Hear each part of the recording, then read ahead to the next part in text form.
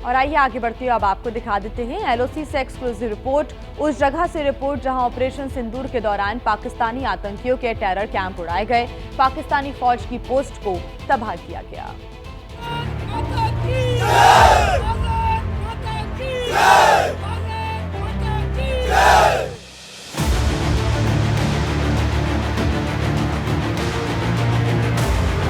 LOC fence एकदम हमारे बिल्कुल करीब है और उसके ठीक सामने यानी 400 मीटर की दूरी पर है पाकिस्तान के गैर कानूनी कब्जे वाला कश्मीर यानी कि POK।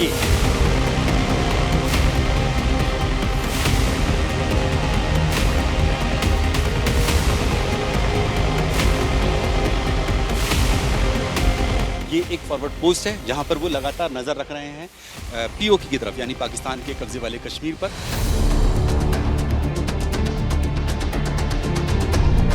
गन L70 विंटेज ये गन है और इसने ही सारे ड्रोन्स जो थे मार गिराए।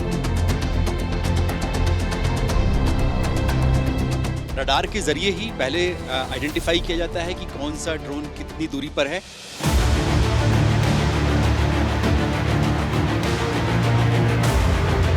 गन्स यहाँ पर लगी हुई है जिन्होंने यहाँ से पाकिस्तान के खिलाफ ये तोप से जो गोले दागे थे, ये अलग अलग तरीके की तोप हैं जो कि इस भारतीय सेना के रेजिमेंट में है।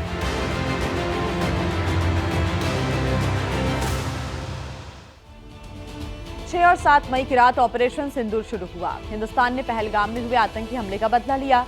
आतंकियों के ठिकाने नस्तबारूद किए और 9 और 10 मई की रात बौखलाए पाकिस्तान की हिमाकत का ऐसा जवाब दिया गया कि इंडियन आर्मी ने ऐसी मार मारी जो पाकिस्तान की आने वाली नस्लें भी याद रखेंगी। और एबीपी न्यूज उस जगह पर भी पहुंचा जहां से पाकिस्तान को ऐसा बारूदी जवाब दिया गया, उन रणबांकुरों से मिला जिनकी बदौलत हम और आप चैन की नींद सो पाते हैं।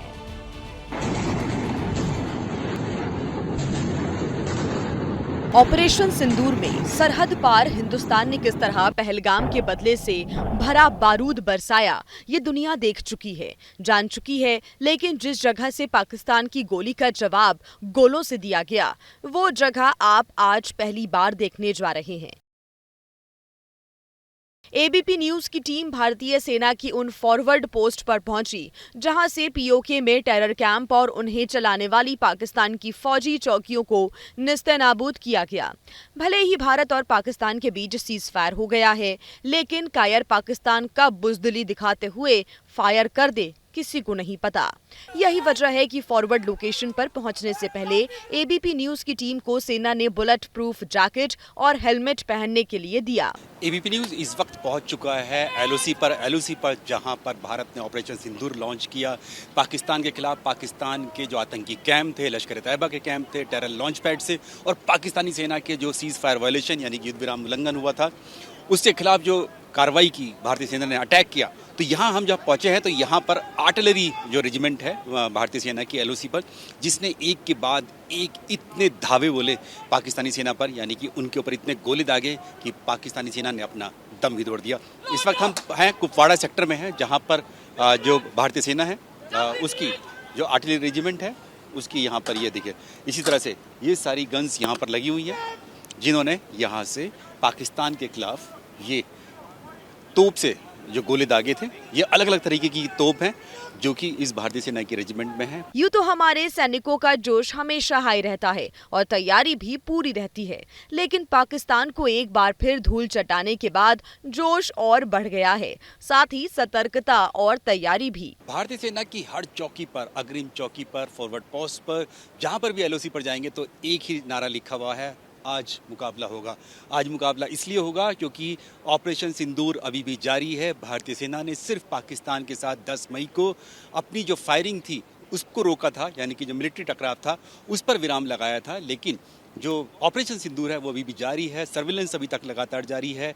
भारतीय सेना की जितनी भी तोप हैं उनके मुंह सीधे एलओसी की तरफ खुले हुए हैं कि जैसे ही अगर पाकिस्तान ने कोई हरकत की, हिमाकत की, तो उसको जो है यहीं पर मार गिराया जाएगा। और उसी के लिए ड्रिल जो है भारतीय सैनिक जो हैं वो आर्टिलरी रेजिमेंट है वो यहाँ पर इस जगह पर जहाँ अभी हम फॉरवर्ड लोकेशन पर एलओसी पर हैं वहाँ पर वो ऐसी ही अपनी ड्रिल कर रहे हैं ताकि जैसे ही एक आदेश मिलेगा सेना की तरफ से, हेडक्वार्टर की तरफ से, सरकार की तरफ से, वैसे ही दुश्मन पर ठीक वैसी ही टूट पड़ना है जैसे कि कोई शिकारी अपने शिकार पर टूट। यहाँ अलग अलग तरह की फील्ड गन तैनात हैं जो दुश्मन पर काल बनकर बरसती हैं। इसलिए उन्हें नाम दिया गया है भवानी, ज्वाला, रणचंडी, जिनके साथ हमारे जाबाज सैनिक अपने रण कौशल को धार देने के लिए रोज बेहद सख्त ड्रिल को अंजाम देते हैं।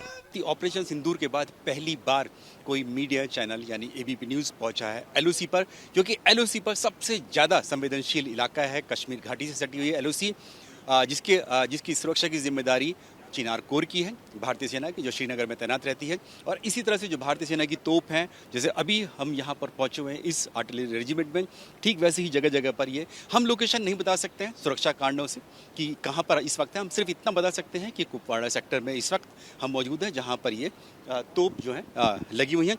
आप देखेंगे कितनी संख्या में तोप जो है लगी हुई हैं और कितनी जल्दी सैनिक तैयार हो जाते हैं। 1 2 3 4 5 6 8 10 तो ठीक इसी लोकेशन पे हमें दिखाई दे रही हैं, ये तोप दिखाई दे रही हैं। अलग अलग तरीके की तोप है और देखिए सबका नाम देखिए, किसी पे ज्वाला लिखा हुआ है, किसी पर भवानी लिखा हुआ है, किसी पे रणचंडी।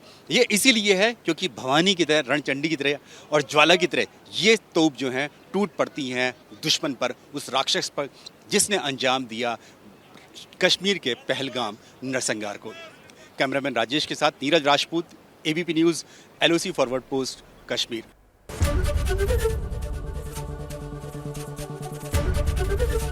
एबीपी गंगा, खबर आपकी, जुबान आपकी।